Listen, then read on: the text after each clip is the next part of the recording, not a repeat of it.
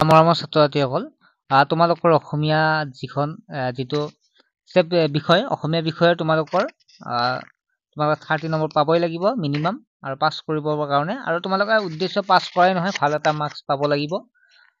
সেইবাবে তোমালোকে জ্যোতিচিহ্নৰ ব্যৱহাৰো চাব লাগিব, কাৰণ জ্যোতিচিহ্নৰ ব্যৱহাৰ আহে। তোমালোকে বাক্য দিয়া থাকিব, তাত জ্যোতিচিহ্ন ব্যৱহাৰ কৰিব লাগিব। ছাত্ৰ-ছাত্ৰীসকল, সেইকাৰণে মই জ্যোতিচিহ্নৰ ব্যৱহাৰটো তোমালোকৰ লগত আলোচনা কৰিম। তাৰ আগতে মই জনাই থওঁ যে আমাৰ এটা কোৰ্স কৰিবলৈ গৈ আছো। কোৰ্সটো হৈছে যে আমাৰ যিটো MCQ থাকে, অৰ্থাৎ 50%, এই 50% MCQ যাতে তোমালোকে ভাল এটা মাৰ্কছ পাব পাৰা, তাৰ বাবে এটা আমাৰ কোৰ্স লৈ অহা হৈছে, য'ত তোমালোকক সম্পূৰ্ণ নোটছ দিয়া হ'ব। সম্পূৰ্ণ নোটছ তোমালোকে পঢ়িব পাৰিবা, যিখিনি মই দিওঁ সেইখিনি ভালদৰে চাব লাগিব। য'ত ভিতৰৰ পৰা কুৱেশ্যন দিয়া হ'ব, আৰু আগতে অহা সকলো কুৱেশ্যন বিলাক বিচাৰি বিচাৰি কেনে পঢ়োৱা হ'ব। লগতে কনচেপ্টও দিয়া হ'ব তোমালোকক, সেই যাতে 50% তোমালোকে MCQত, কাৰণ এইবাৰ জানাই তোমালোকে MCQটো পাছ কৰিব লাগিব, হয়নে? এক্সট্ৰাকে MCQটো পাছ কৰিব লাগিব। লগতে লিখাত তোমালোকে যেনেকুৱা নহয় পাছ কৰিব পাৰিবা, কাৰণ তোমালোকে লিখিব জানিবা। কিন্তু MCQত যদি তোমালোকক যিটো সোধে সেইটোৱে দিব লাগিব, কাৰণ নহ'লে ডাইৰেক্ট ভুল। গতিকে সেইকাৰণে তোমালোকে যাতে MCQত পাছ কৰিব পাৰা, যাতে MCQত বেয়া নহয় আৰু ভাল মাৰ্কছ এটা উঠাব পাৰা, তাৰ বাবে আমি এটা অনলাইন ক্লাছ লৈ অহা হৈছে, য'ত তোমালোকে পৰীক্ষালৈকে পঢ়িব পাৰিবা, য'ত সম্পূৰ্ণ কোৰ্স ক্লিয়াৰ হ'ব। তোমালোকে জইন হ'বৰ কাৰণে তোমালোকে যি নাম্বাৰ দেখা পাইছে, এই নাম্বাৰটো SMS কৰিবা। তোমালোকে SMS তোমাৰ নাম, ডিষ্ট্ৰিক্টখনৰ নাম আৰু জিলা, তোমালোকৰ ক্লাছটো নাম, তোমাৰ নাম, জিলাখনৰ নাম আৰু ক্লাছটো তোমালোকে সেন্ড কৰিবা। তাৰপিছত মই তোমালোকক ডিটেইলছ বুজাই দিম। বেছি পেমেন্ট নহয়, 199 মাত্ৰ, 199 টকাতে তোমালোকে পঢ়িব পাৰিবা। যিহেতু তোমালোকৰ গম পাইছে তোমালোকে এইটো মেইন পৰীক্ষা হয়। মেইন বুলি কওঁতে তোমালোকে প্ৰথম যিহেতু ডাঙৰ পৰীক্ষা এইটোৱে দিবা, অলপ গুৰুত্ব সহকাৰে পঢ়িলে হ'ল।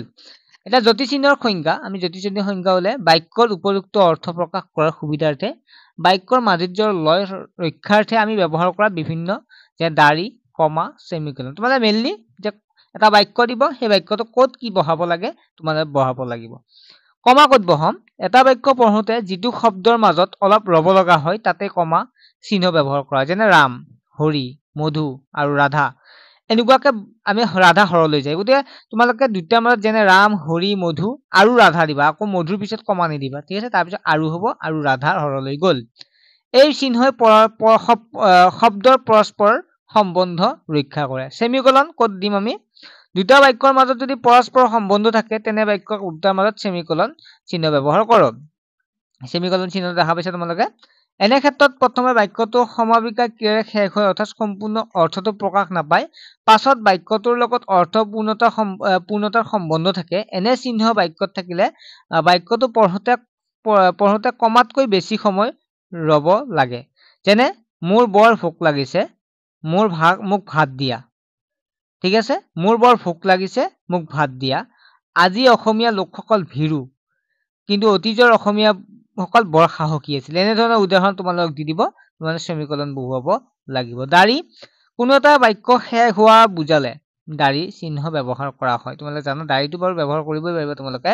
দাড়ি চিহ্নই বক্তব্য ভাৱ সম্পূৰ্ণ হোৱা বুজায়। এই চিহ্ন ব্যৱহাৰ কৰিলে প্ৰায় দুটা আখৰ উচ্চাৰণ কৰাৰ সমান সময় ৰব লাগে। যেনে এতিয়া মই ভাত খাম, তাৰ পাছত মই শুবলৈ যাম, ইত্যাদি। ঠিক আছে? প্ৰশ্নবোধক চিহ্ন কোনো যদি প্ৰশ্ন সোধা যায় বাক্যত, আৰু শেষত এই চিহ্নটো ব্যৱহাৰ কৰিব লাগে। প্ৰশ্নবোধক চিহ্ন ব্যৱহাৰ কৰিব লাগে। যেনে তোমাৰ ঘৰ ক'ত? নেক্সট ভাৱবোধক চিহ্ন, হৰ্ষ, বিষাদ, শোক, ভয়, আশ্চৰ্য আদি মনৰ আবেগ বুজাবলৈ বাক্যৰ শেষত ব্যৱহাৰ হোৱা চিহ্নকে ভাৱবোধক চিহ্ন বোলে। যেনে কি অসহ্য গৰম, বাহ বাহ, কি ধুনীয়া ফ্ৰক, কি ধুনীয়া ফ্ৰক। আমি দেখা পালে কি ধুনীয়া ফ্ৰক বুলি নকওঁ, এনেকুৱা কি ধুনীয়া ফ্ৰক, হয় নহয়? বা খেলখন জিকিলো, কি অসহ্য গৰম। এনেকুৱা ভাৱ এটা আমি আনিছো নে নাই? গতিকে এনেবোৰ বাক্যত কি ব্যৱহাৰ কৰা হয়? ভাৱবোধক ব্যৱহাৰ কৰা হয়, চিহ্ন ব্যৱহাৰ কৰা। ডেছ ক'ত ব্যৱহাৰ কৰা হয়? কোনো এটা বাক্যৰ লগত অন্য আন বাক্যৰ সম্পৰ্ক বুজাওতে নাইবা বাক্যৰ কোনো অংশত বিশেষভাৱে জোৰ দিব লগা হলে ডেছ চিহ্ন ব্যৱহাৰ কৰা হয়। যেনে সোণৰ দৰে বৰণ যাৰ সোণোৱালী। ঠিক আছে? নেক্সট কলন, বাক্যৰ সূত্ৰ লিখিলে আগৰ কথাখিনি অৰ্থত কলন ব্যৱহাৰ কৰা হয়। যেনে পৰিকল্পনা, মনোজ জৈন, প্ৰকাশক। এনেকুৱা দেখা পাইছে, তোমালোকে দেখাই পাইছে ন? Great Brooks distributors. শব্দৰ শেষৰ অংশ লোভ হলে এই চিহ্ন ব্যৱহাৰ কৰা হয়। যেনে পৃষ্ঠা 101।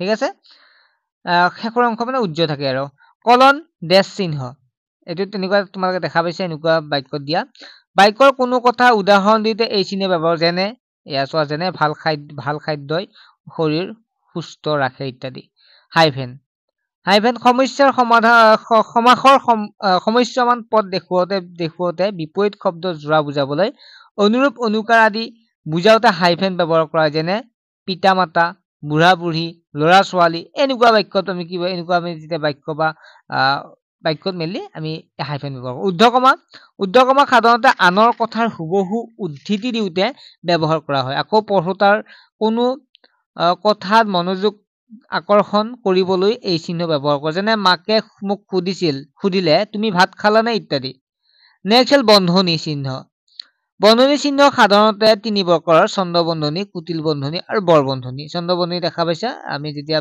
ব্ৰেকেট বুলি কওঁ মেইনলি চিম্পল ব্ৰেকেট হয় তেনেকুৱা বৰ বন্ধনী আৰু নেক্সট হ'ল কুটিল বন্ধনী চন্দ্ৰ বন্ধনী কোনো কথাৰ বিশেষ অৰ্থ বুজাবলৈ বাক্যত ব্যৱহাৰ কৰা চিহ্নক চন্দ্ৰ বন্ধনী যেনে মই আজি ইয়ালৈ মানে কাক বুজায় গুৱাহাটীলৈ ব্ৰেকেটটো এনেকুৱাকে দিব পাৰো এইটো আমি চন্দ্ৰ বন্ধনী বুলি কওঁ কুটিল বন্ধনী দেখা পাইছে ৰামচৰণ হৰে কৃষ্ণ মাধৱ এই আটাইবিলাক কি আছিল কলকাতাৰ নিবাসী তাৰপিছত নেক্সট বৰ বন্ধনী ক'ত হয় এই বৰ বন্ধনীটো আমি বৰ বন্ধনী মেইনলি কি হয় এই চিহ্ন সাধাৰণতে গণিত শাস্ত্ৰত অধিকভাৱে ব্যৱহাৰ হোৱা দেখা যায় বাক্যত ইয়াৰ ব্যৱহাৰ কম মানে গণিত বিলাকত তোমালোকে দেখা পাইছে নহয় ব্ৰেকেটৰ পিছত কুটিল বন্ধনী হয় তাৰপিছত শেষত বৰ বন্ধনী হয় যে কুটিল বন্ধনী তেনেকুৱা বৰ বন্ধনী হয় ছাত্ৰ-ছাত্ৰীসকল আশা কৰোঁ তোমালোকে বুজি পালা এইবিলাকো চাব লাগিব গ্ৰামাৰ খিনি তোমালোকে চাবা হা ব্যাকৰণ খিনি আৰু অসমীয়াত তোমালোকে জানে তোমালোকে 30 মাৰ্কছ পাবই লাগিব অসমীয়াত তেনেকুৱাকে গেছ মাৰ্কো এনেকুৱাকে ইমান নিদিয়ে গতিকে বাৰু গেছ মাৰ্কৰ কথা আহিয়ে পৰা নাই ভালদৰে পাছ কৰিবই লাগিব ভাল এটা মাৰ্কছ পাবই লাগিব ঠিক আছে ভালদৰে পঢ়িবা চেনেলটো সাবস্ক্ৰাইব